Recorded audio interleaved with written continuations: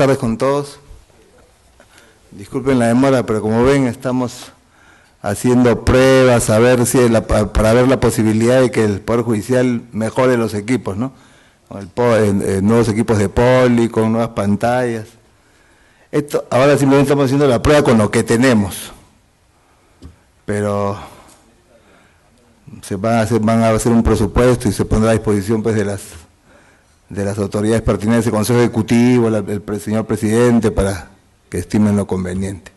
Ojalá pues que podamos alcanzarlo. La relación de las Cortes.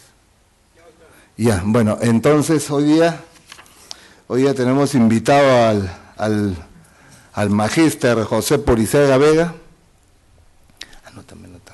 ya, que es de Indecopi, funcionario de Indecopi y experto pues en derecho al consumidor. Ya en unos momentos se va a hacer su presentación oficial, ¿no? Y la lectura del resumen de su hoja de vida. La próxima semana también viene otro magíster, Tessy Torres, que también es de Indecopi, que va a hablar también sobre protección al consumidor. Por si acaso, ojo, la segunda semana de noviembre no vamos a hacer la sesión miércoles, sino jueves, porque vamos a hacer una sesión conjunta con Indecopi, que va a ser entre las 5 de la tarde y las 7:20, jueves 14. Ya les vamos a transmitir a sus correos, lo vamos a difundir como siempre en el portal del Poder Judicial, a través del Facebook, nuestro Twitter y todos.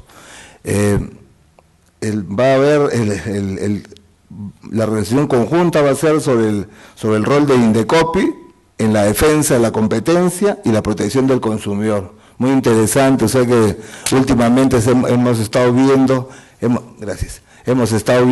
una serie, ahorita Indecopi pues está ejerciendo sus facultades fiscalizadoras respecto a unas instituciones que manejan regalías de artistas. Y bueno, todo eso pues desde luego tiene que ver con la defensa del consumidor, con la defensa de la competencia, y es en ejercicio el rol que tiene Indecopi respecto al derecho de autor. Así que es importante esto, y para conocer en su real dimensión, en toda su dimensión, la función de Indecopi en lo que respecta a competencia y consumidor. Así que por favor no se la pierdan, tomen nota, va a ser el jueves 14.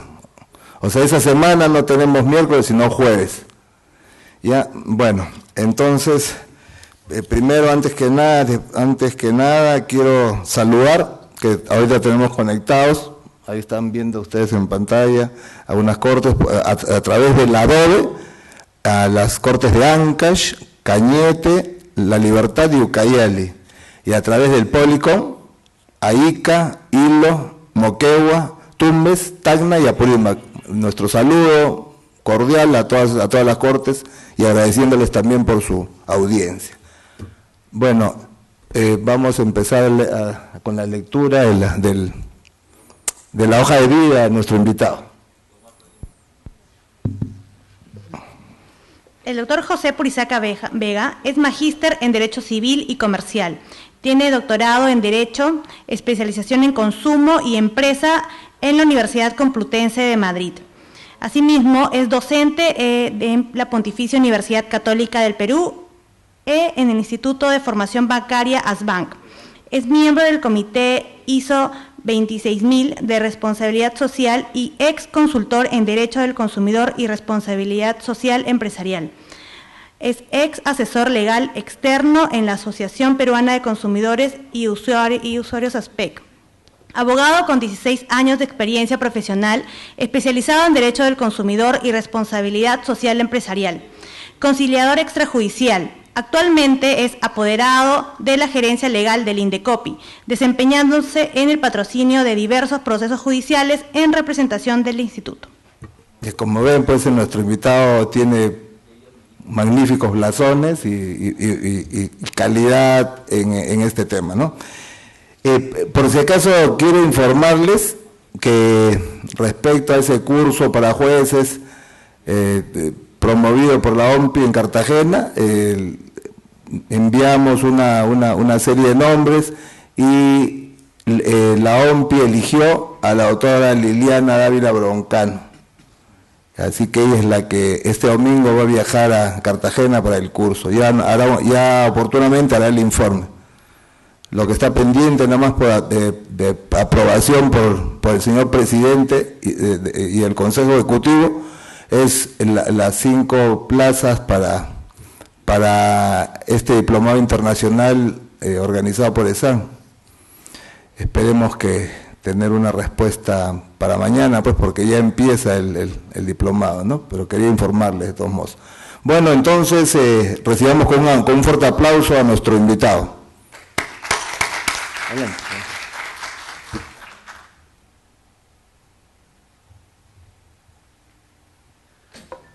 Muchas gracias. Antes que nada, darles las buenas tardes.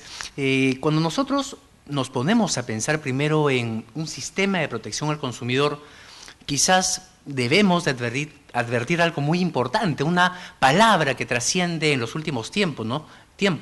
La palabra consumidor. A veces nosotros decimos, sí pues, consumidor. ¿Qué cosa es consumidor? Tenemos muchos conceptos en la actualidad. Sin embargo, yo recuerdo cuando recién comenzaba en los temas de defensa del consumidor, hace unos 12 años aproximadamente, cuando estaba en otra entidad, un grupo de madres de familia que vinieron desde RIMAC y nos contaron lo que pasaba en un mercado, en el mercado de Limoncillo. Nos decían a nosotros, ¿saben qué? Nosotras estamos muy molestas porque hemos venido a quejarnos. Nos venden 1 kilo de arroz y nos dan 900 gramos. Nos venden 1 kilo de papas y nos dan 850 gramos. Eso no puede ser. Eso es increíble. Así que lo primero que les dijimos es, bueno, lo importante es que para poder acreditar un hecho se tiene que probar, se tiene que buscar elementos y a ustedes les correspondería, les sugerimos a organizarse como consumidoras. Y una vez que se organicen como consumidoras, poderse evaluar cuál es la infracción. Pero es importante ver el tema probatorio. Así que les insistimos que se organicen como consumidoras y que era importante la prueba. Hasta que en un determinado momento se hizo un silencio más o menos parecido a aquel 30 de octubre del año 2013 a las 6:08 de la noche. En un auditorio muy importante del Poder Judicial, silencio. Hasta que una de las señoras levantó su mano y nos dijo, señores, es increíble.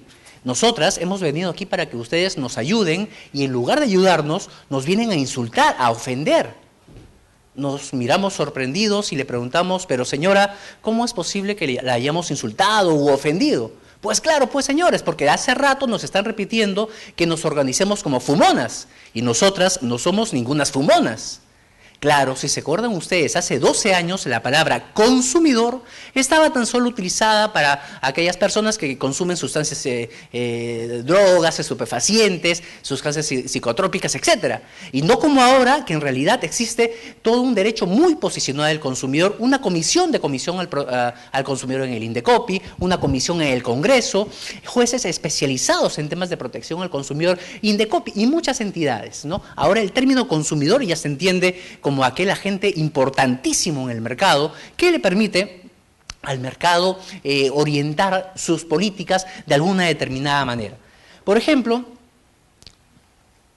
si recordamos, esto lo decía un uruguayo, Eduardo Galeano, ¿no? La cultura del consumo suena mucho como el tambor porque está vacía y a la hora de la verdad, cuando el estrépito cesa y acaba la fiesta, el borracho despierta solo, acompañado por su sombra y por los platos rotos que debe de pagar. ¿Cuántas veces nosotros, amigos doctores, hemos estado quizás esperando a algún amigo, familiar, en un supermercado, una tienda por departamentos o en un centro comercial? Y mientras lo esperamos, se escucha por el altavoz oferta única, por decirles algún tema, ¿no? 3 camisas que siempre, imagínense que cuesta 150 soles, 3 camisas de 100% algodón a 100 soles, las 3 por 100 soles. Inconscientemente ya estamos haciendo la cola en el centro, en la caja, pero la pregunta ahí es, ¿nosotros deseábamos comprar camisas? Nuestra idea era ir al supermercado o al centro comercial para comprarlas. Si era así, perfecto, qué bueno. Pero si no era así, ¿hemos reflexionado acaso sobre la necesidad de tener que adquirirlas? ¿O si ese mensaje publicitario era cierto? ¿O si era 100% algodón lo que yo quería? En realidad son decisiones de consumo, que lo tomamos en cada momento, desde que nos despertamos hasta que nos dormimos. Por ejemplo, en la mañana, ¿qué es lo primero que hemos hecho? ¿Recordamos? ¿Qué es lo primero que hicimos? Al despertarnos en la mañana. ¿Qué cosa podría ser? ¿Tomar qué cosa? Desayuno. Algunos han tomado desayuno ahora, ¿verdad? Por supuesto, para entrar con mucha fuerza a la corte donde trabajamos. Y se nos ocurre por allí comprar un producto, por ejemplo, la leche. Verificar si tiene la fecha de vencimiento, verificar si en realidad esta leche es leche o es un producto derivado de otro tipo de sustancia. Todo esto forma parte, entonces, de estas decisiones del consumo, ¿no? Y también se señala una frase, me acuerdo cuando estaba en un curso en Europa, donde nos mostraron un afiche, una imagen, una foto, que es la que aparece aquí. Nos decían, ustedes conocen qué es el Corte Inglés, ¿verdad? Una especie de Saga, Ripley inmenso, ¿no? Nos decían, fíjense las ofertas, lo importante, el tema del comercio, el tema del mercado, etcétera. Pero a veces nos olvidamos de lo más importante de todo, quizás lo más tan importante que nos incentivó a cada uno de nosotros a estudiar Derecho y a atrevernos a ejercer la más noble labor, considero yo, que tiene la humanidad, que es impartir, estudiar o evaluar temas sobre justicia. Y nos olvidamos de lo más importante, que es la persona. La persona, sea el trabajador de la empresa, sea el vendedor, sea aquella persona que simplemente va a consumir y que tiene una expectativa respecto de eso que voy yo a comprar. Y nos olvidamos y pensamos simplemente que todo está en la teoría y que lo de la persona sí, pues es importante, pero a mí no me interesa mucho. Por eso, cada día los consumidores a veces pensamos que estamos más perdidos y desubicados, ¿no? Ya pensamos que la felicidad radica en cuánto compro, cuánto más comprar, ¿no? Nuestros paseos ya no son al campo, a los lagos, al mar. Ahora en realidad nos encontramos, nos paseamos, nos divertimos. ¿Dónde? En un centro comercial. Lo cual no está mal, pero nos olvidamos de tan solo tomar un café con nuestra mamá, con nuestra esposa, ver a nuestro hijo. Y vemos que quizás eso sí, pues es importante, pero eso es un nivel inferior, entre comillas, al tema laboral, profesional. Lo cual no es así. Los seres humanos tenemos una estructura integral. Si desequilibramos en un aspecto, pues evidentemente vamos a tener un desbalance en una parte de nuestra vida. Al consumidor le interesa muchas cosas. Le interesa el consumo responsable, la educación y la toma de conciencia, el acceso a productos y servicios esenciales, la protección y privacidad de su información, ¿no? Por ejemplo, ¿qué sucede cuando vamos a comprar un centro comercial? Y resulta que al final nos dan a nosotros, aparte del ticket, un vale para llenar nuestros datos, a ver si nos ganamos el carro, nos ganamos la computadora. Y todo está muy bien, pero casualmente a las 3 semanas o a algunas semanas nos comienza a llegar publicidad a nuestra casa sobre sus productos. Si la necesitamos, la queremos, perfecto. Pero si no, nosotros alguna vez le dijimos a la empresa, señores de la empresa, por favor, yo les permito que utilicen estos datos para que me puedan enviar publicidad. ¿Nos atrevimos a decirles? Pues no. En otros países eso también se evalúa, se tiene en cuenta. O la atención al cliente y resolución de conflicto. Por ejemplo, amigos, cuando vamos a una tienda, ¿a quién atienden más rápido? ¿Al que va a reclamar o al que va a comprar? ¿A quién? Al que va a comprar, ¿no? Y el reclamar, no, que espere. Sí, que mi reclamo sea un ratito, a ver si por ahí se desincentiva y quizás ya no reclama, no molesta mucho, ¿no? Y esas son políticas de venta. Yo me acuerdo un caso que pude ver allá hace algunos años, donde una señora fue a un supermercado y dijo, ¿sabe qué? En este pan encontré un objeto. Y el supermercado, lo primero que dijo es, no, usted lo habrá puesto, pues. ¿Por qué? ¿Por qué me viene a sorprender a mí que soy el supermercado? Yo no tengo nada que ver allí. Y otra empresa, en igual situación, lo que hizo es, señora, lamentamos mucho eso, vamos a cambiarle el producto. Esa señora, el mensaje que le dieron es, mira, si tienes un problema, mejor opta por esta otra empresa que ante una circunstancia desagradable te va a ayudar, va a poder solucionar el problema. Es decir, va a crear una fidelización en ese problema que señala la señora. Otro tema es mercados justos, publicidad, prácticas de mercadotecnia, ¿no? Por ejemplo, doctora, ¿cuál es su nombre? Diana. Imaginemos, es un supuesto que no es cierto, que a Diana, muy temprano en la mañana, el día lunes, le tocan la puerta. Muy bien. Resulta que llega Diana para eso ya había salido al Poder Judicial a trabajar, y resulta que le llegan con un documento, con un sobre, y le dicen, sí, ¿se encuentra la señorita Diana? Le dicen, no, no se encuentra, que ese es su papá, que se encontraba en la casa, o su hermano, ¿no? No, no se encuentra, ya, tenga este sobre, fírmeme el cargo y se lo da, pues, cuando venga. Y la persona, pues, firmó y lo dejó en la casa. Diana llegó muy tarde del trabajo, después de estar elaborando en los temas muy importantes del Poder Judicial. No lo revisó porque estaba cansada, pasa una semana y en la siguiente semana decidió abrir el sobrecito, pues. Y resulta que encontró un rectángulo de plástico, una tarjeta de crédito. Ella dijo, no, debe ser un aviso, no, debe ser algo sin importancia. A las semanas le comenzaron a llegar a Diana, es un ejemplo real, no, por supuesto no en Diana, no, pero real, le comenzaron a llegar documentos de cobranza. Señorita, sírvase usted pagar $10 en razón de un mantenimiento. No por 3 meses o 4, un tema determinado, porque no los ha venido pagando. El consumidor, la consumidora dijo, oye, pero yo nunca he firmado nada, nunca acepté nada, nunca solicité absolutamente ni una tarjeta de crédito, no me pueden cobrar. Así que voy al banco a reclamar. Y el banco lo que hizo fue, usted no ha presentado, nunca solicitó, no, un ratito. El banco fue y trajo un papel, señorita, acá tengo un documento, está firmado, usted tiene que pagarme. ¿Qué había sucedido? Había sucedido que cuando tocó la puerta y recibió el hermano, su papá o otra persona en la casa y firmó ese cargo en realidad era un contrato firmado, era un contrato doblado. Lo que aparecía como cargo en realidad era un contrato, no habían verificado titularidad, solicitud, quién era la persona que estaba recibiendo. Y ese es un tema real. La empresa fue sancionada, una entidad muy importante, una entidad financiera muy importante. Estos temas le interesan ahora al consumidor. El tema de la información veraz y adecuada, el tema de la información, por ejemplo, recuerdo bastante también cuando una pareja vino, nos dijo, nuestros hijos les ha dado un efecto laxante y no sabemos de dónde. Así que les pedimos qué cosa habían consumido. Nos trajeron unas cajitas de té chino que habían comprado en un supermercado, ¿no?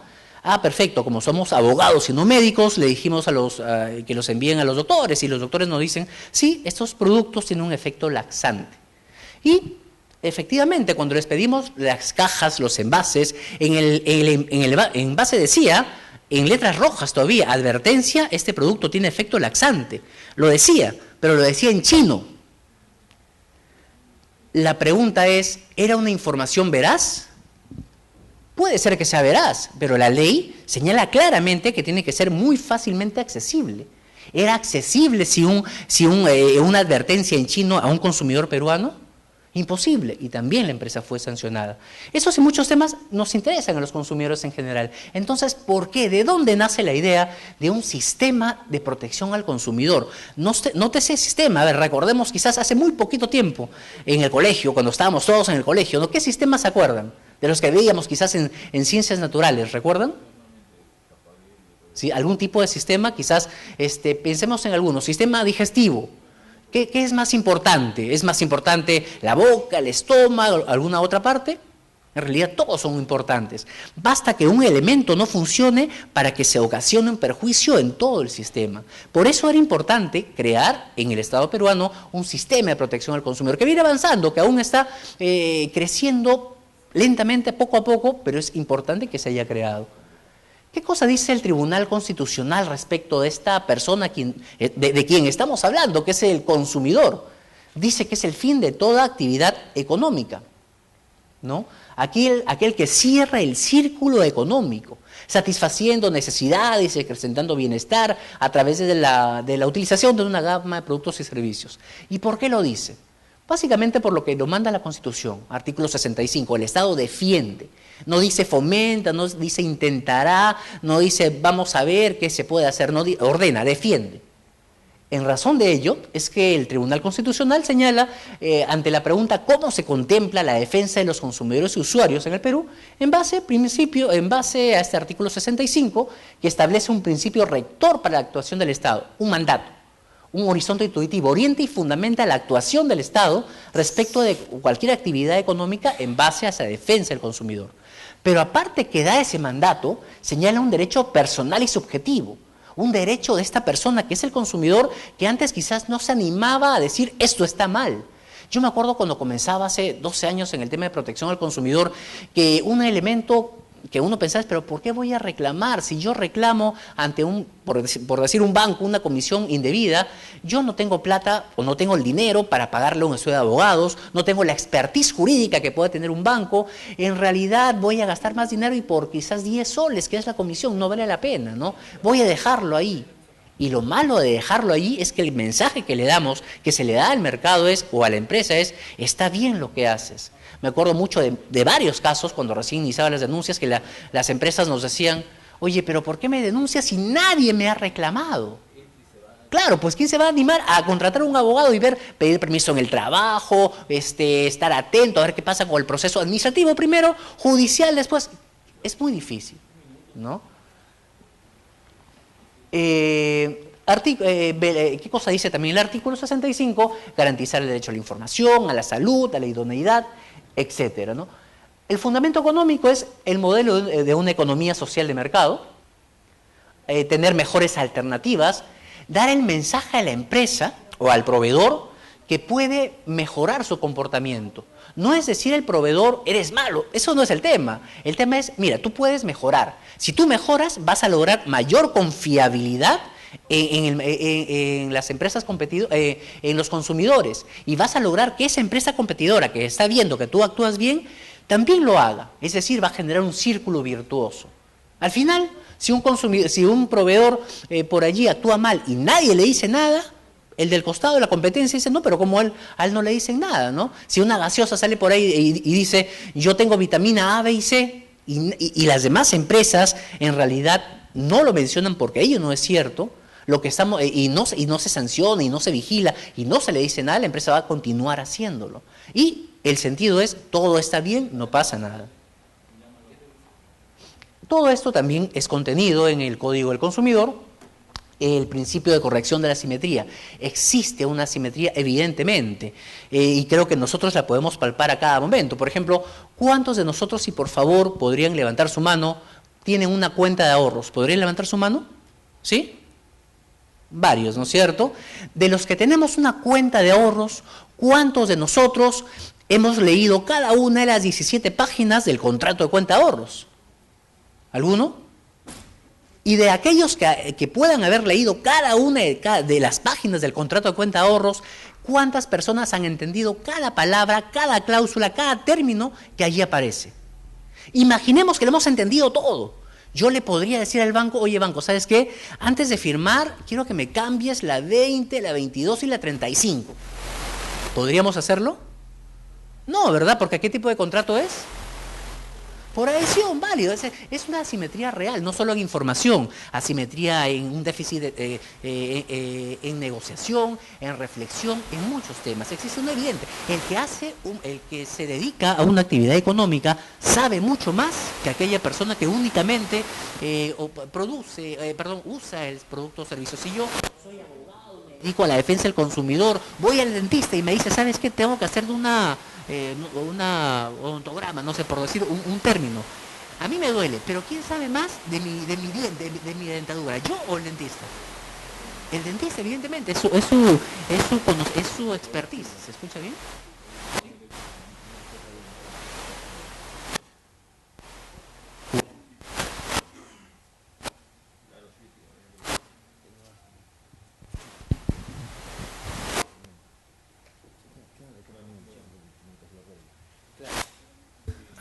Muchas gracias. Entonces, vas a ver mucho más. Esta persona que se dedica a esta materia, por ejemplo, si nos podemos a reflexionar, ¿quién sabe más, Gastón Acurio o Bill Gates? ¿Quién podría saber más?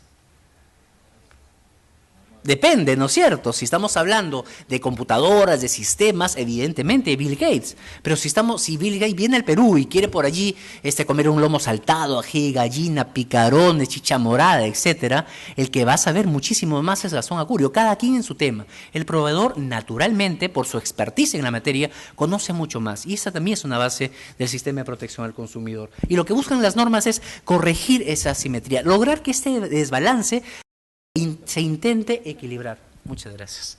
Se intente equilibrar, ¿no? Tiene entonces el Estado un rol muy importante que se desarrolla a través de diferentes principios.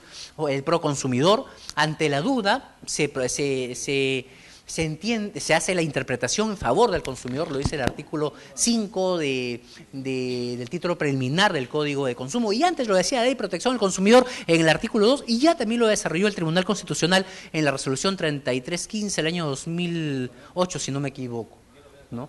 La primacía de la realidad. Lo que me interesa es lo que sucede. Ustedes saben, por ejemplo, que es un método abusivo de cobranza, hacer el cobro a un deudor un día domingo, un día feriado.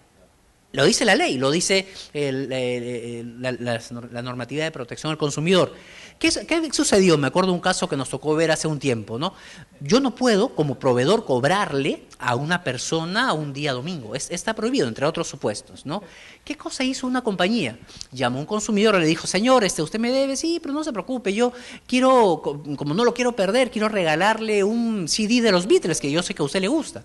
Así que vamos a ir el día domingo a las 12, perfecto, después de la misa, ¿no?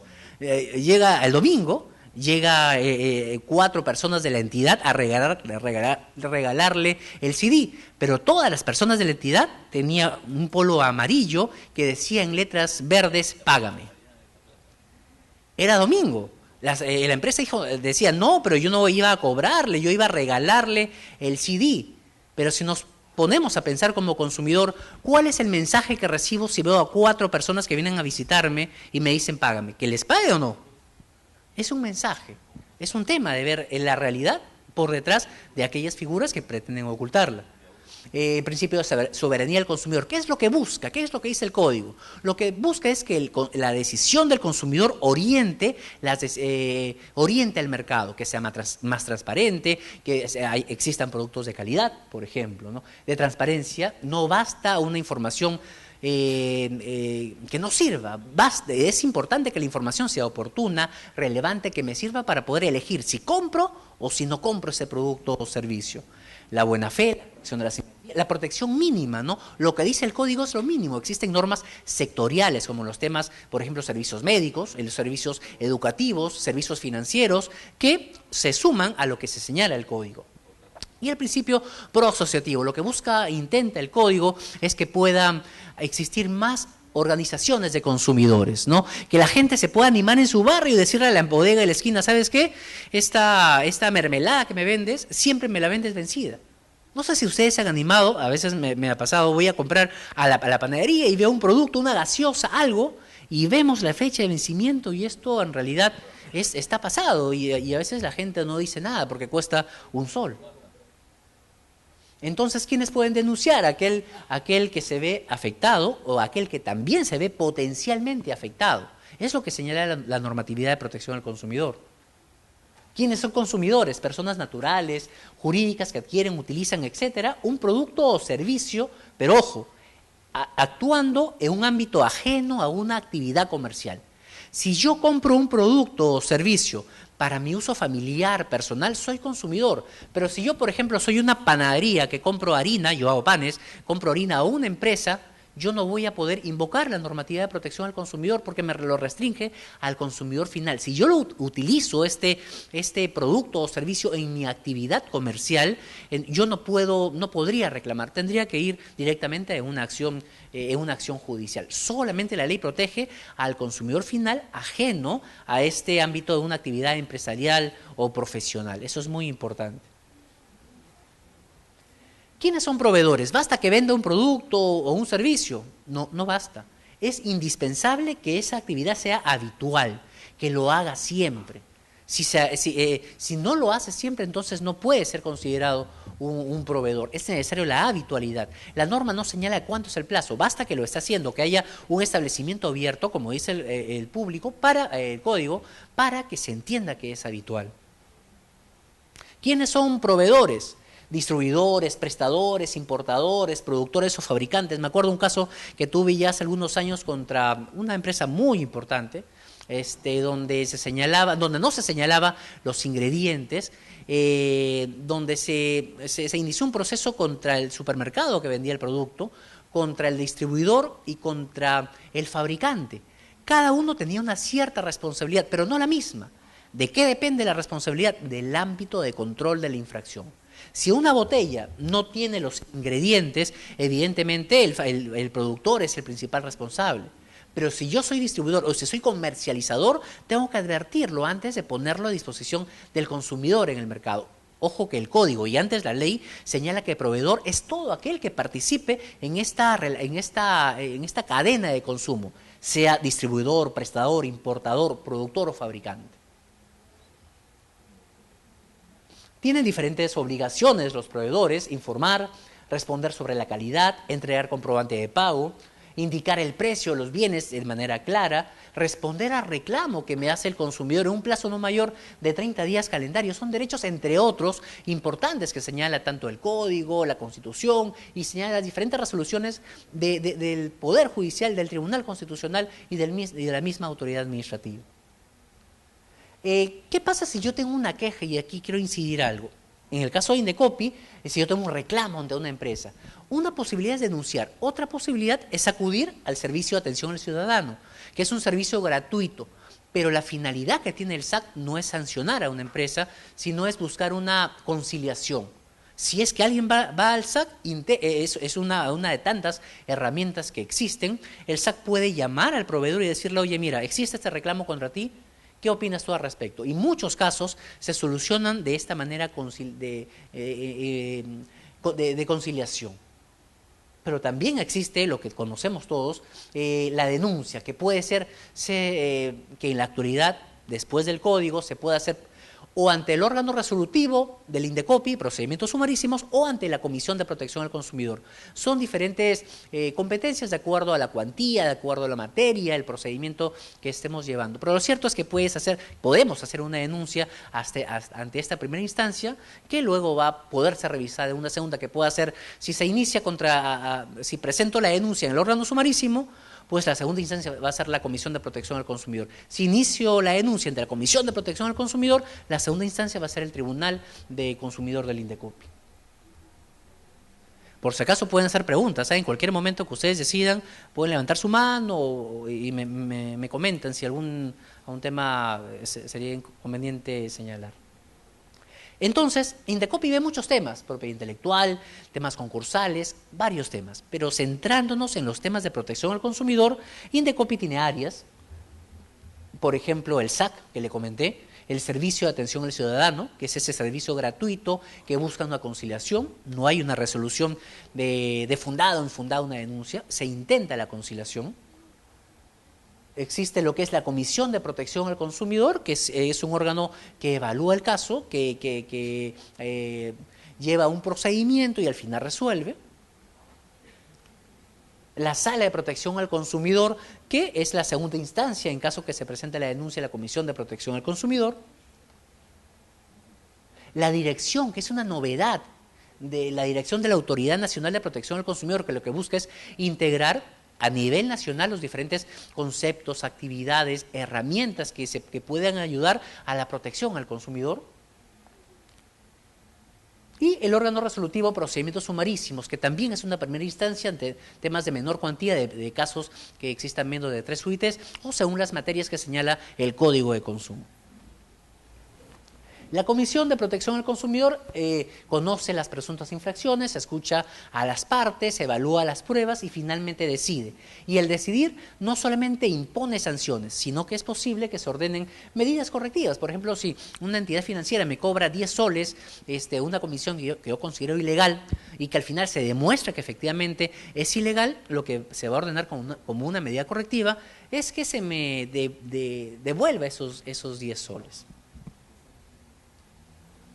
Y la sala lo revisa, lo puede verificar en segunda instancia. Eso se hace a través de estos del procedimiento administrativo que busca que se esclarezca esta verdad a través de los diferentes derechos, reglas y normas que existen en la normatividad de protección al consumidor. Este Sistema Nacional de Protección al Consumidor es un tema muy importante porque establece por primera vez el tema de protección al consumidor como una política pública. Me tocó ver algo hace ya algunos años, que algunos de ustedes seguro que lo conocen, es un tema que llegó a la Corte Suprema, es no tanto el consumidor de productos, sino, ¿ustedes se acuerdan cuánto costaba el pasaporte hace unos 5 o 6 años más o menos? ¿Cuánto costaba? ¿No se acuerdan? Si se acuerdan, costaba, yo quería sacar un pasaporte, tenía que pagar $40 primero por un impuesto de solidaridad a favor de la niñez desamparada. Tenía que pagar $15 como tasa por este pasaporte y además 27 soles por derecho de trámite para poder yo acceder a mi pasaporte. Pero analizando bien el tema, ¿saben ustedes cuánto dinero de los $40 se iba a favor de la niñez desamparada? Del impuesto de solidaridad a favor de la niñez desamparada de $40, ¿ustedes saben cuánto iba a la niñez desamparada? ¿Cuánto podría ir? ¿La mitad? ¿Todo? ¿Una parte? Cero. Nada, absolutamente nada. Era un nombre tierno que se había puesto un impuesto. Y si recordamos nuestras clases de derecho tributario, ¿el impuesto genera una obligación directa con el contribuyente? No, ¿verdad? O sea que tampoco hubiera podido ir. Era un nombre que se le había señalado a un tributo que no iba para la finalidad que ahí se señalaba. No es lo único. Me cobraban $15 como tasa por el pasaporte, pero yo les comenté que también me cobraba 27 soles por derecho de trámite, y alguno de ustedes me dirá, pero un ratito, según el artículo 2 del título preliminar del Código Tributario, el derecho de trámite es una tasa. Sí, pues es una tasa, nos cobraban 2 tasas por un mismo documento. Al final, 3 tributos, lo cual es contrario al artículo 45 de la ley 27444. Eso se hacía por muchos años y por varios funcionarios, ¿no? Esos temas es bueno, es conveniente verificar para dar transparencia, para dar una mayor claridad. Recién la Corte Suprema es la que determinó que había algo no claro ahí que debía solucionarse y que ahora está básicamente... ¿Cuánto se cobra ahora por el pasaporte? 37 soles y algo más, ¿no es cierto? A comparación de los 210 nuevos soles aproximadamente que era hace algunos años, es una diferencia muy importante. Entonces, este pensamiento de mejorar, de proteger a este usuario, a este ciudadano, a este consumidor, es lo que nos permite a nosotros poder decir que estamos avanzando pasito a paso, pero avanzando. Ahora, dentro del tema del consumidor, un tema relevante es la información. No basta que diga una información, basta que la pueda entender el consumidor, que sea veraz, que sea oportuna, que sea suficiente. Estos productos que me tocó denunciar hace ya varios años, que no... venían de Alemania, de China, de Arabia, y todos los ingredientes estaban en otro idioma. Ahí aún no trabajaba en Indecopi, me acuerdo que presentamos la denuncia, la primera instancia nos dio la razón, pero el tribunal nos dijo no, porque la ley, y cierto, la ley no dice que tenga que ser en castellano. Así que vinimos al Poder Judicial, y el Poder Judicial lo dijo. En realidad, señores, fue lo que dijo el Poder Judicial, la información debe ser accesible.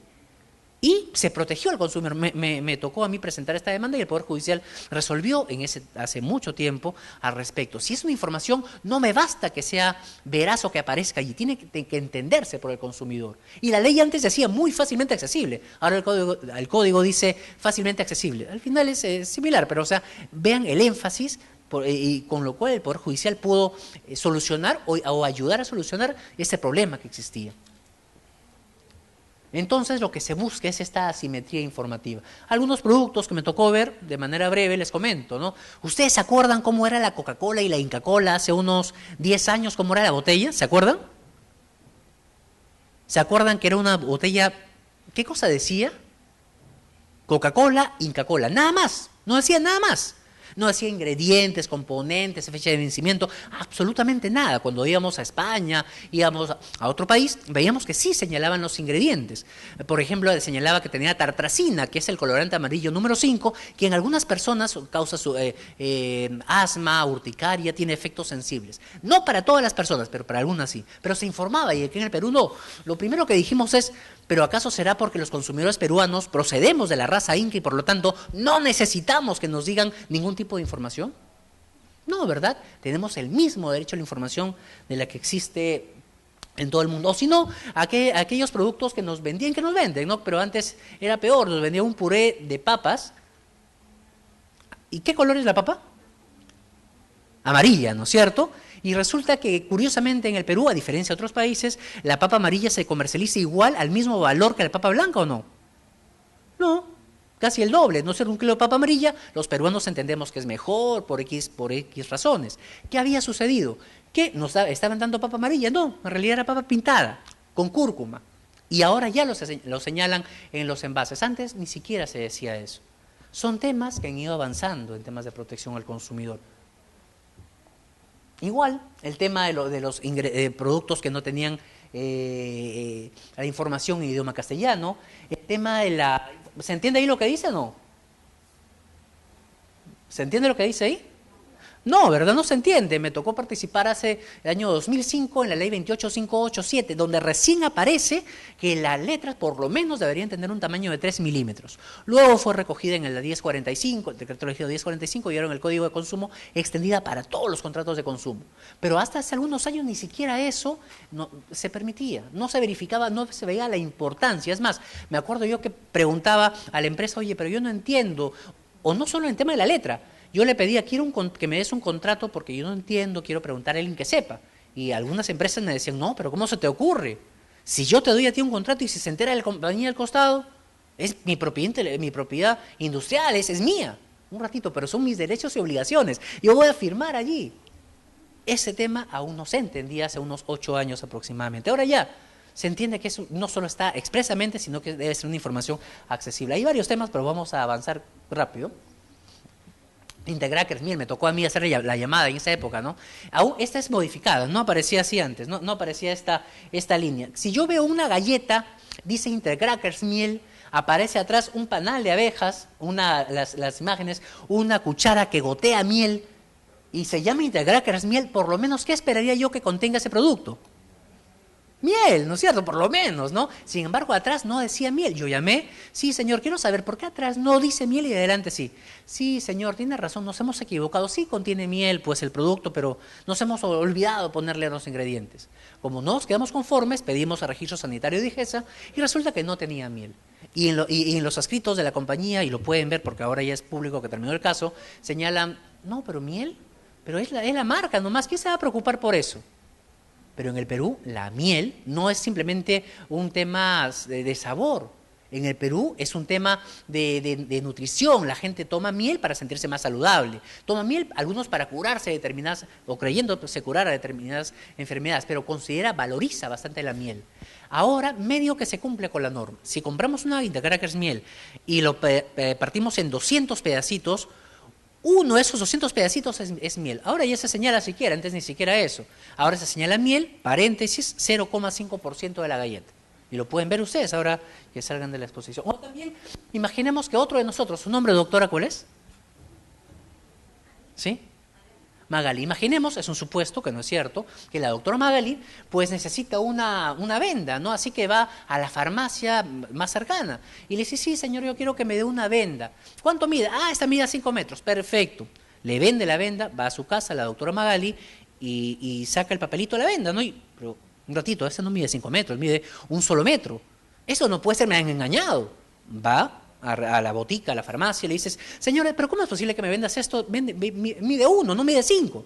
Un ratito, señorita, a ver, agarra ahí, extiende, ¿ya ve cómo son 5 metros? Era cierto. Es decir, mejor dicho, era falso, no era cierto que medía esa cantidad. ¿Qué cosa pasaba? Que 5 metros sí era, pero era cuando era extendida. Pero las personas lo necesitan para diferentes funciones, las vendas, para temas deportivos, de salud, para sujetar una herida. Eso no se informaba. Tuvo que haber un proceso administrativo para solucionar algo tan sencillo que en todo el mundo no ocurría, pero en el Perú sí. ¿Quiénes se acuerdan haber comido Doritos y Chitos y hasta ahora, que pueden ser muy agradables? Ustedes se acuerdan que aparecía, también me tocó a mí hacer en esa época la acción, harto queso, ahora queso atrevido, y la imagen del queso, con auténtico queso, full queso y la imagen del queso. Por lo menos, ¿qué cosa yo esperaría yo que tenga este producto? Queso, ¿no es cierto? Sin embargo, en realidad no tenía queso y en todo el mundo no se vendía así. En todo el mundo, la empresa es muy importante, se vendía con sabor a queso, saborizado a queso, en todo el mundo. Solo Perú y Puerto Rico eran sujetos de esta práctica comercial. Me acuerdo mucho en el informe oral, que fue el estudio más importante de Lima, que los abogados de la empresa decían, no, pero es una prueba, nomás que estamos haciendo en Perú y Puerto Rico. Oye, pero un ratito, estás dando un mensaje equivocado a las personas. Si es que tiene un simple saborizante o si contiene auténtico queso, como me estás diciendo aquí. Ese tema es más grave, ¿no? ¿Qué pasa si yo compro un producto que me dice 100% vegetal y 0% colesterol? Que habían varios, ¿ah? 100% vegetal, perfecto. 100% vegetal es que no tenga nada animal, ¿no es cierto? Pero resulta que algunos productos tenían el 10% de leche. Y hasta donde yo sé, la leche no sale de los árboles, ¿no? Vienen de las vacas, ¿no es cierto? Y en realidad no era cierto. El problema ahí es para las personas que tienen intolerancia a la lactosa, ¿no? Que pueden sentir ciertos problemas. Pero más grave aún es el tema del 0% colesterol, que ahí entra no en el engaño, en la inducción a error, que es una forma más sutil. Me explico. Si yo compro un producto como estos y lo analizo, pues sí es cierto, no tiene colesterol, es 0%, pero en realidad contiene un componente que son las grasas trans. ¿Y qué cosa hace las grasas trans al introducirse en nuestro organismo? Se convierten en colesterol.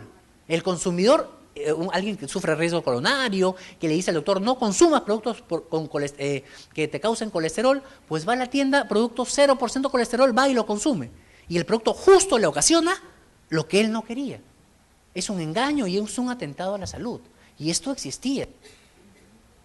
Bueno, existe, esperemos que no exista, ¿no? O el tema de los aceites Lay, me acuerdo, también al final se vio uno de ellos en la Corte Suprema, donde diferentes empresas sabían que decían, mi producto es Lay. Y según el Códex Alimentarios, para que un producto sea Lay, debe tener un 30% menos o de grasas o de calorías. Si no tiene ese 30%, no es el producto Lay. No, pero estas personas decían, no, sí, pero nuestro producto es Lay. Más de 14 empresas fueron sancionadas, pero una de ellas llegó al Poder Judicial. ¿Y qué cosa decía? No, mi producto sí es Lay, ¿ah? ¿Por qué? Porque es más clarito, ¿ven? Pero no cumplía con esa regla de nutrición que les comentaba. Y bueno, hay varios temas, el derecho a la información, finalmente el derecho a la idoneidad, que simplemente es lo que yo esperaría naturalmente de un producto o servicio, de una computadora que pueda hacer mi texto de Word, o mi trabajo, de un carro que me sirva para transportarme, una radio que me sirva para poder escuchar música, noticias, etcétera. Lo que el consumidor espera debe coincidir con lo que el consumidor recibe. Uy, no avanzas. El proveedor responde por la idoneidad de sus productos o servicios. Idoneidad es lo que naturalmente, lo que yo esperaría de un producto o de un servicio. Y el proveedor responde por la idoneidad, por la calidad, por la autenticidad de las marcas, por la no coincidencia entre publicidad y producto o servicio, por el contenido de vida útil, etc. Pero esto de acá quiero comentar que es muy importante, según lo que señala el código y antes señalaba la diferente jurisprudencia de protección al consumidor. Cuando yo analizo la idoneidad, debo analizarlo a través de 3 garantías importantes. Una primera que yo les he comentado es la garantía implícita, lo que yo naturalmente esperaría de un producto o servicio. Yo no esperaría, por ejemplo, que una gaseosa tenga una sustancia que me haga daño. No esperaría. Un veneno, por ejemplo, no esperaría. La garantía explícita, lo que el proveedor me dice. Mira, esto tiene vitamina A. Perfecto, es lo que tú me estás ofreciendo. Yo espero esto que tú me estás ofreciendo. Si no cumples, entonces estás incumpliendo tu deber de idoneidad porque no estás cumpliendo la garantía explícita. Que en el contrato me dice, te voy a dar la casa que compraste, la empresa me señala, el 16 de junio. No cumples con ello, estás incumpliendo la garantía explícita. Y a la vez el deber de idoneidad. O Otra de las garantías que importa el deber de idoneidad, la garantía legal. A ver, amigos, ¿a cuántos de ustedes o de nosotros el colegio nos ha cobrado una tarjeta por kermés de nuestro hijo? ¿A alguien? No, ¿no? No se hace eso, ¿no? ¿O sí? Sí, ¿no es cierto? Sin embargo, la ley, ¿qué cosa dice? Que es ilegal. Porque para que sea válido el cobro por cualquier cuota, cualquier monto, primero tiene que ser una cuota de ingreso, matrícula o pensión. Si no está entre estos tres supuestos que dice la norma, no es válido, salvo, claro, salvo que el Ministerio de Educación lo haya autorizado. Pero les aseguro que en la mayoría de tarjetas de kermés que me piden para un libro, para una cuota de voluntaria, entre comillas, pues en realidad no están autorizadas. Y pongámosle que firme un documento donde dice yo voluntariamente compro esta tarjeta de kermés. Pensemos como consumidores por un momento. Si a mi hijo le dan esa tarjeta, yo lo primero que voy a pensar es, eso es ilegal, voy a denunciar al colegio. No. Si denuncio al colegio, ¿qué le pasa a mi hijo? Lo pueden tratar mal. En realidad puede ser que no reciba la prestación del servicio como seguro lo recibiría. Estamos ante una presión. Yo lo que voy a decidir en ese momento es, no, yo no digo nada, no quiero que perjudiquen a mi hijo. Es más, ¿qué tal si los 29 alumnos restantes sí la compran? Mi hijo va a quedar mal, no, yo lo pago, a pesar que es ilegal. Hay muchos casos de ese tipo. ¿Qué cosa dice la norma ahora en el artículo 18 en la última parte? Si no me equivoco, o en el 104, que señala que la garantía legal no admite pacto en contrario. Nadie puede pactar contra lo que manda la ley, como todos nosotros lo conocemos. Hay diferentes temas, dentro del tema legal está el tema del SOAT, de las medidas de transporte interprovincial, dentro del tema explícito está lo que dice la boleta, de los productos de cómputo, en la implícita es lo que yo esperaría en producto de cómputo, y voy terminando por allí para que dos láminas más para que ustedes puedan hacer alguna pregunta. Un tema que me tocó ver hace un tiempo es los vinagres, ¿no? Que compramos no en supermercados, sino en diferentes partes de la capital o del Perú, ¿no? Nos vendían un vinagre. ¿Cuánto cuesta un cuarto de vinagre en el supermercado, si se acuerdan más o menos? 3 soles, 2 soles más o menos. En los mercados distritales nos vendían 1,5 litros de vinagre. ¿A cuánto? Nos vendían a 1 sol. Nos pusimos a analizar qué cosa es esto, y era ácido acético glacial. Ustedes dirán, ¿pero qué es ácido acético glacial? Bueno, ácido acético glacial en otros países se utiliza para limpiar lunas. En el Perú, vinagre, y no solo eso, más grave era que había sido autorizado por Digesa. Imagínense, luego se rectificaron, lo anularon, pero es un problema, ¿no? El tema era un problema, evidentemente no era un producto idóneo, ¿no? O también unos fideos, imagínense que otro de nosotros, por ejemplo, doctora, ¿cuál es su nombre? ¿Sí? Imagínense que Rocío tiene su sobrinito, Pepito, de 5 años. Así que van al supermercado el fin de semana y Pepito le dice, Rocío, por favor, cómprame mis fideitos que me gustan, Moliquits, que son fideos de colores y de tamaño pequeño, ¿no? Sí, que compren, por favor. Tanto insiste el niño que le compra los fideitos. Así que el fin de semana, en la casa, a todos le hacen la cena y a Pepito también. Y Pepito va a tomar su sopa y dice, pero Rocío, estos fideos están duros. ¿Cómo están duros? Toma tu sopa, le dice, ¿no? No, sí están duros. Así que van a ver. Y el fideito en realidad no era fideo. Era un plástico del mismo tamaño de los fideos que estaba a punto de introducirse en la boca del niño. Lo mejor que puede pasar, que es malo, ¿no? Que es que este juguete, ¿no? Haya desprendido esta pintura, que puede ser una pintura que se pueda acumular con plomo en su organismo. Pero peor aún es que un niño con un plástico, ¿qué pasa en la garganta? Se podría atragantar. Cuando el consumidor fue a reclamar, llamó a reclamar, le dicen, ¿pero acaso usted no ha visto bien, señor? ¿Por qué? ¿Que no ha visto que al costado dice, busca tu regalo? ¿No? Naturalmente, fue un tema tremendo. O Floricienta, ¿no? Vas a un concierto, resulta que la cantante que tú esperabas que cante no cantaba, sino que era una grabación. O que un contrato te señalen, el consumidor se obliga a no reclamar, a no repudiar los consumos. ¿Alguien puede ir en contra de lo que manda la ley? ¿Sí o no? No puede ir, ¿no es cierto? Hoy tenemos un último ejemplo para pasar a alguna pregunta con nuestra doctora. ¿Su nombre, doctora? Miriam. Imaginemos que Miriam, Dios no quiera, pero sale ahora del Poder Judicial y se le cae su tarjeta de crédito. Muy bien, se le cae a las 8 de la noche. Miriam no se da cuenta nada hasta mañana al mediodía que intenta pagar. Así que Miriam inmediatamente a las 12 llama por teléfono al banco y le dice, señores, ¿cómo se me ha perdido, se me ha caído mi tarjeta de crédito, me han robado, qué sé yo, quiero bloquearla? Ah, ya, señorita, muy bien. Perfecto. Así que Miriam confiada y nosotros que sabemos si hay un consumo a partir de las 12 del día siguiente, de mañana, ¿de quién será responsabilidad? ¿De Miriam o del banco? Apenas Miriam hizo el bloqueo a las 12 del día. A partir de esa hora, a partir de quién es la responsabilidad que exista un consumo fraudulento de esa tarjeta? Del banco. Y antes de Miriam. Pero ¿qué cosa había señalado? Y esto lo sabemos por la resolución 264 del año 2008 de la SBS, el reglamento de tarjetas de crédito. Pero ¿qué había señalado el banco en una cláusula? El banco dice que el cliente será responsable hasta las 72 horas siguientes de informado el hecho al banco. ¿Es acorde con la norma? En absoluto. Esto y muchos más son los temas de consumo. Ahora sí, para cualquier pregunta que tengan que...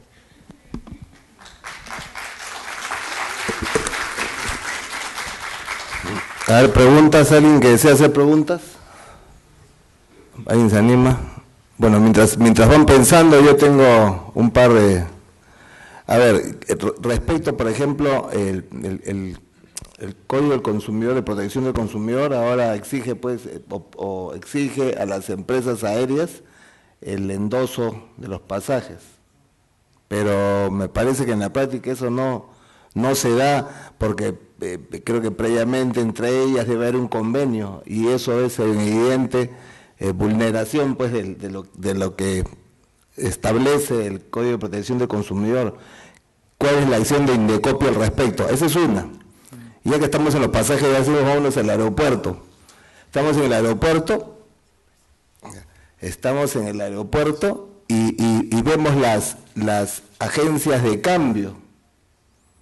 Es verdad, pues, que acá estamos en un sistema de libre comercio, ¿no? El comercio es el que pone los precios, el que marca todo, ¿no?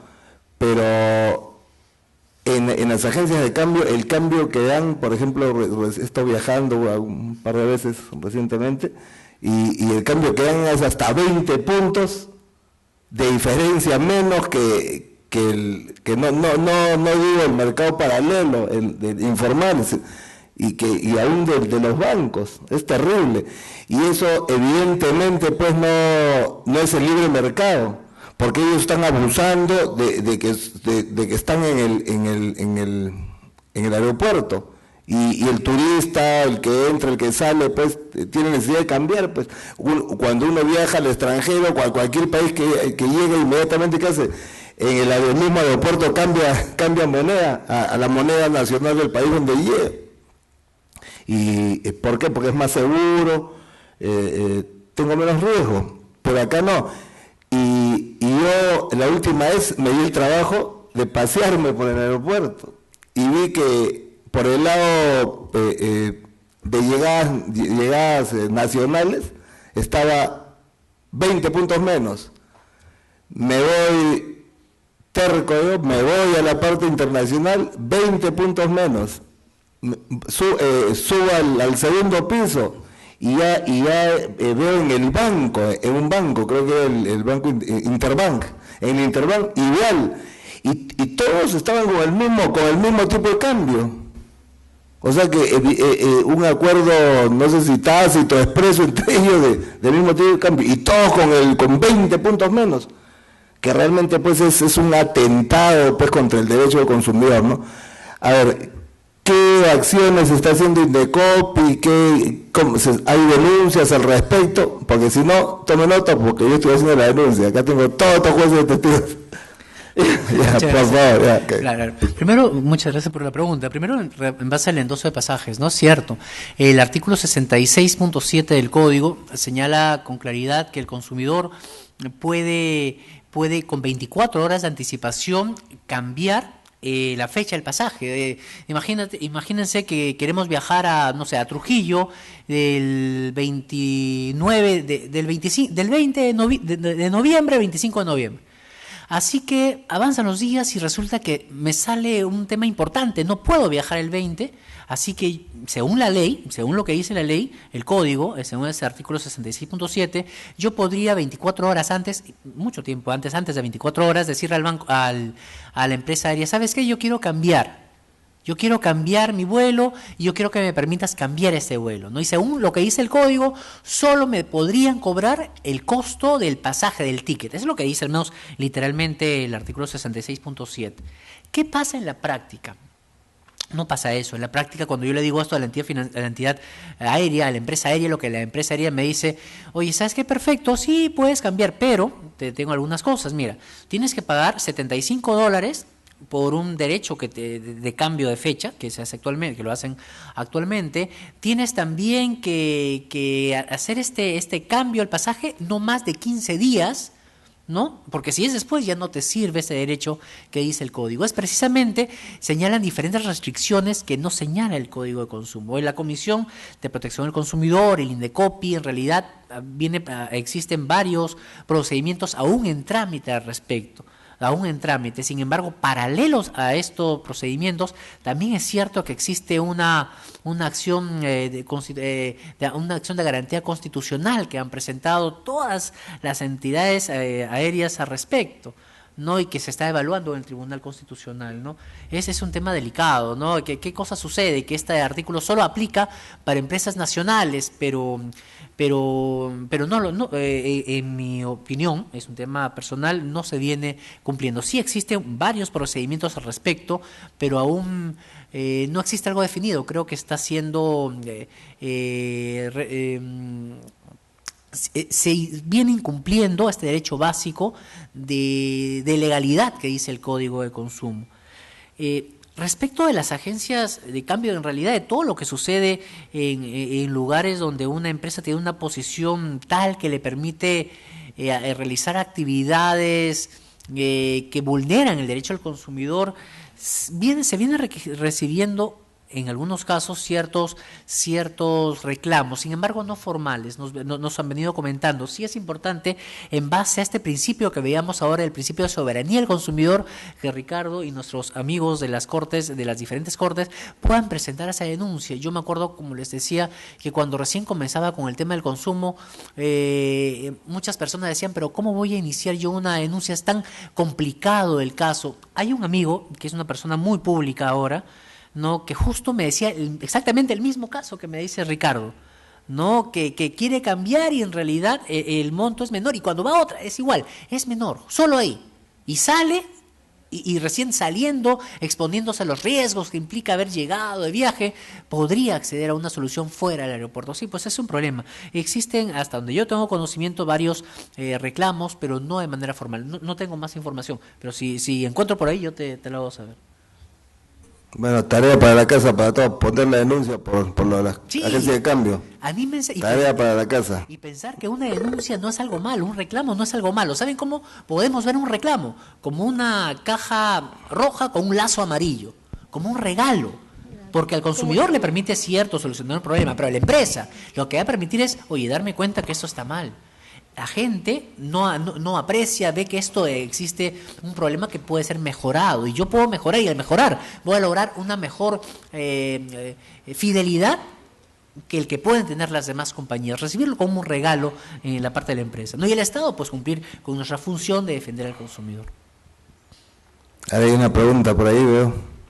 Buenas noches. Buenas noches. Hay que identificarse, por favor. Mi nombre es Liliana Portugal y, bueno, agradeciéndole la exposición muy clara y muy didáctica. Como es de costumbre, INDECOPI siempre está a la vanguardia de todo esto desde hace muchos años atrás. Y mi pregunta es en cuanto, ¿qué es lo que está haciendo la Comisión de Protección al Consumidor en cuanto a la fabricación e importación de productos de plástico acá en el país, teniendo en cuenta que tenemos tres clases de plástico?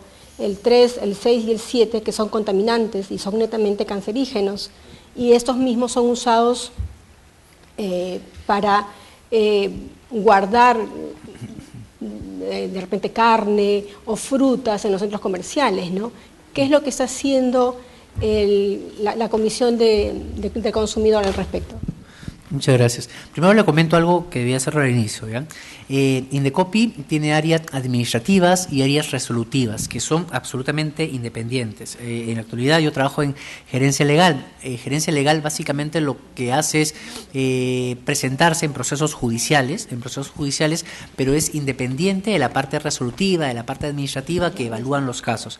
Sin embargo, respecto de la pregunta de los productos peligrosos, de la fábrica de productos peligrosos, no es de la Comisión de Protección al Consumidor, sino de la Dirección de la Autoridad Nacional del Consumo, que crea el código y que la autoridad la ejerce Indecopi, de esta dirección, quien está implementando en estos momentos, en estos tiempos, un sistema de alertas de productos peligrosos. En realidad, en el mundo entero existen sistemas de alertas. Cuando estaba en otra entidad, me tocó ver un caso que seguro ustedes lo habrán conocido y que nos enteramos por ese sistema de alertas que funciona de facto, por decirlo así, o de hecho, en varios países. ¿Ustedes se acuerdan cuando íbamos en nuestro carro, quizás hace unos 5 años, y en la calle nos vendían unos plásticos con una tirita para darle a nuestros hijos, los yo-yo locos?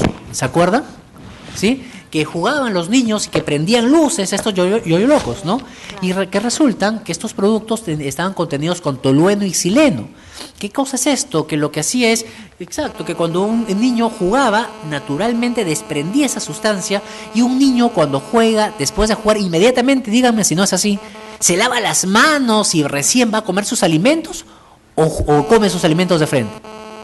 Lo previsible es que coma sus alimentos de frente, y estas pelotitas lo que hacían desprender esta sustancia, ¿no? Esto, por ejemplo, nos enteramos en otra entidad del problema y presentamos acciones ante el Indecopi en ese momento, y también cartas dirigidas a SUNAT, si no me equivoco, para que puedan vigilar este tema. Y se logró que se emita un decreto supremo que prohibiera este tipo de sustancias. Pero esta es una acción. Actualmente se está diseñando y se está implementando un sistema de alerta de productos peligrosos, y la competencia en realidad la tiene la Dirección de la Autoridad Nacional del Consumo, que está en el Indecopi, y su finalidad es poder integrar estos problemas, estos temas con, por ejemplo, el Ministerio Público, por ejemplo, el Poder Judicial, por ejemplo, el Congreso, tener una red que permita detectar dónde hay un problema y accionar al respecto. La comisión, recién cuando ya existe una prueba, una evaluación, ya puede analizar si existe o no una infracción al derecho de protección al consumidor.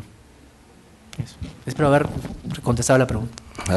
Una pregunta por allá también tenemos. Sí, doctor, buenas noches. Buenas Soy noches. Nelly Jiménez, y la consulta va en el sentido de qué es lo que está haciendo Indecopi en relación a los consumidores que utilizan los mercados, no supermercados, sino los mercados, y que hacen compras para adquirir determinado producto, ¿no? Un determinado peso, y sin embargo, no guarda correspondencia con lo que compra. Antiguamente habían agentes municipales donde se podía hacer los reclamos respectivos. A la fecha eso me parece que ha desaparecido, desconozco, pero no se ve ya esa situación de poder ir a un determinado funcionario para poder exigir de que el producto que estamos comprando sea acorde a lo que estás pagando. Muchas gracias por la pregunta. En realidad sí, ese es un tema muy importante. Me tocó verlo hace ya algunos años, y es similar, es justo con lo que comenzaba la exposición de hoy, ¿no? Esos reclamos que nos vienen a todos a diario. Pero no sé si recuerdan el caso que les comenté de los vinagres. ¿Se acuerdan del tema de los vinagres? ¿Por qué lo relaciono? Porque al igual que en el tema de los vinagres y este tema de los pesos, si bien es cierto la ley permitiría sancionar a todo proveedor que incumple con la norma, en el tema de los vinagres que lo equiparo, cuando se presentó la denuncia, sí, la autoridad sancionó al proveedor, pero cuando se fue a notificarle la resolución de sanción y en medida correctiva y todo lo demás, el proveedor, que era Juan Pérez, ya no estaba, en su lugar había Roberto Pérez. En realidad el tema de la informalidad, y yo lo atribuyo al tema de la informalidad, es bastante complejo. Por eso es que lo que busca el Estado es que esta acción de protección al consumidor no quede solo en el Indecopi. Es más, lo que dice el artículo 127, si no me equivoco, del Código, es que exista todo este sistema de protección, donde el Indecopi constituye un ente rector, pero además aquella autoridad que pueda accionar al respecto intercambie funciones, pueda intercambiar funciones, pueda haber coordinaciones con el Indecopi o con la autoridad que esté en ese momento para poder sancionar esta situación. Pero eso yo creo que va más allá de la acción de la entidad pública, sino que también tiene que ver mucho con el consumidor.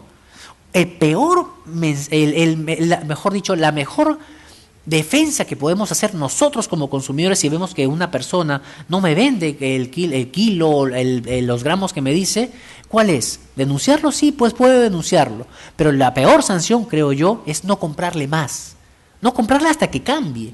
Si yo veo que la señora esta lo hace y lo hace siempre y le compro, como les decía, el mensaje que le doy es, sí, pues está bien, pobrecita, todo el mundo lo hace. Pero el mensaje que le damos es, está bien. Como les digo yo, muchas veces estudios inmensos de abogados o proveedores bastante pequeños, cuando comenzaba a hacer denuncias, siempre me decían, pero ¿por qué me denuncias si nadie lo hace? Por eso es que el Código lo que busca es este principio proasociativo y de soberanía del consumidor, que nosotros nos animemos por nosotros mismos a decirle, oye, ¿sabes qué? Eso está mal, mejora, y si no, no te voy a comprar. Básicamente eso. Otra pregunta. Buenas noches, mi nombre es Darly Linares de la Corte de Lima. Tengo dos preguntas.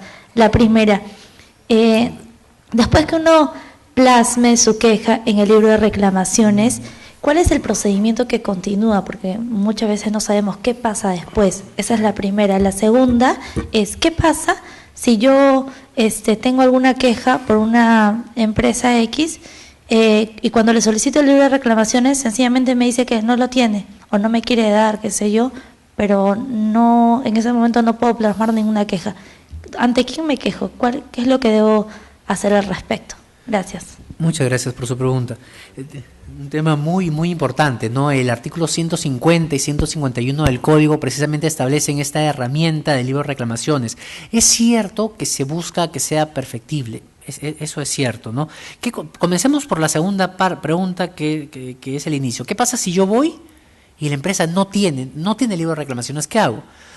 Como les comentaba, en los temas de mercado mucho se da por los usos, por las costumbres de la compañía. Como a veces algunos proveedores, empresas, bodegas o líneas aéreas, lo que fuese, proveedores, se acostumbran a que nadie las reclame. Cuando alguien va a reclamar dicen, no hay problema.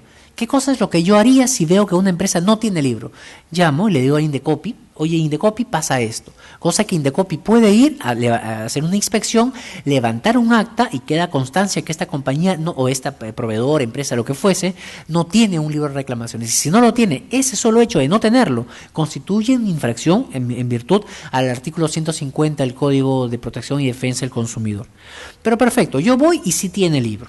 Dejo mi reclamo allí. ¿Qué pasa después? Por diferentes motivos, es un tema. Presento mi reclamo en el libro de reclamaciones y la empresa tiene 30 días, tiene la oportunidad de 30 días para poder comunicarse conmigo y por lo menos decirme que no tengo la razón. Por X motivo. Muchas veces el consumidor, y me ha tocado presenciar casos, donde lo que quiere no solo es que le den la razón, sino que le expliquen por qué no la tiene. Pero a veces algunas compañías no lo hacen, simplemente mantienen silencio y dejan que pase el tiempo. Según el código, lo que debería hacer la empresa antes de los 30 días es contestarle. Si no lo hace, esta persona con su cargo, de este reclamo que hizo en tal fecha, puede acudir también al Indecopi y presentar una denuncia porque no se le respondió este reclamo que hizo en el libro de reclamaciones. Basta con que pasen los 30 días para que esta empresa, este proveedor, pueda ser sancionado, independientemente del tema que fuese. Imaginemos que el tema es, no sé, me vendiste 800 gramos y yo te pedí 1 kilo y lo dejaste en el libro de reclamaciones, no te contestó. El solo traslado el transcurso del tiempo hace que sea infractor del no responderte a tiempo. No el otro tema, porque el otro es un tema de investigación, pero puede ser sancionada la empresa. Por cierto, ¿ustedes se acuerdan? No en este caso, pero ¿hasta cuánto puede ser sancionada una empresa en la actualidad, según el Código de Protección y Defensa del Consumidor? Les comento, es hasta 450 UITs. Depende del caso, puede ser una amonestación, puede ser 0.5 UITs, pero puede llegar un monto de multa hasta 450 UITs. Ya, muy bien, espero que estén satisfechas las preguntas. Muchas gracias a todos por su presencia. Entonces recuerden que el 6 de noviembre tenemos a la doctora Tessy Torres sobre el rol fiscalizador de Indecopi, y la siguiente semana, el 14, tenemos no miércoles sino jueves 14, en paralelo con Indecopi, con los funcionarios de Indecopi, la conferencia sobre el rol de Indecopi en la defensa de la competencia y la protección del consumidor. Muchas gracias a todos y muchas gracias a las Cortes de Ica, Moquegua, Tumbes, Tacna, Apurímac, Amazonas, Ancash, Cañete, La Libertad y Ucayali por la audiencia. Nos vemos la próxima semana. Gracias. Gracias.